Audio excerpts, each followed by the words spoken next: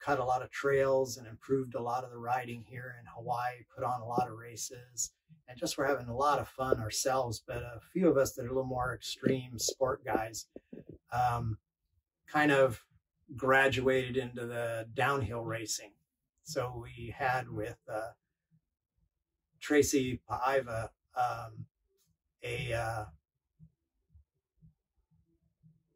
a weekend thing set up where we would shuttle up Pupukea Road and then we race down these trails we'd cut down into Waimea Valley.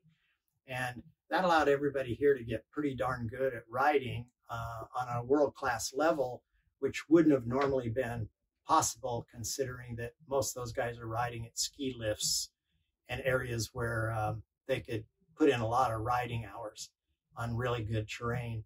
But anyway, a bunch of us started going to races in the late 90s. And by 2000, I won a world championship in the Masters World Championships in Quebec, Canada.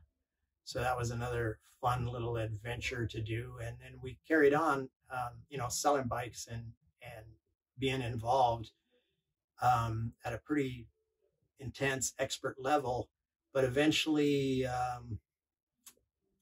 like many things in Hawaii, the population being small, it's really hard to sustain these kind of smaller, unique categories of events. And slowly but surely, people moved on to other kinds of activities like kite surfing and jet skis and other sort of stuff. So we slowly phased out the bikes, and we did that here in the shop for really kind of specific reasons. Around that same time, Blue Crush had come out and women's surfing had become really popular, or maybe more fair to say a lot of awareness about it. And so as the bike stuff kind of fizzled out, I converted that space into more room for more women's wear and women's surf products and more changing rooms for the women.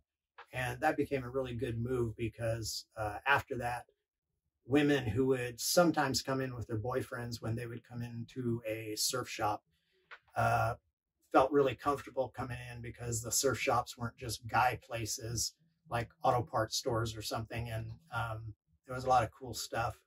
And my wife and my two daughters were helping a lot with the buying and handling that whole end of the thing. So we had pretty much all the cutting edge brands and fashion and stuff. And that changed the store a lot. And we were able to keep pace with the kind of natural flow of things as it changed in the surf category. Now we just do a little bit of bike stuff, real specialty things, and building boards. I don't do high volume like we used to do, upwards of 100 boards a week, and I cut that way back.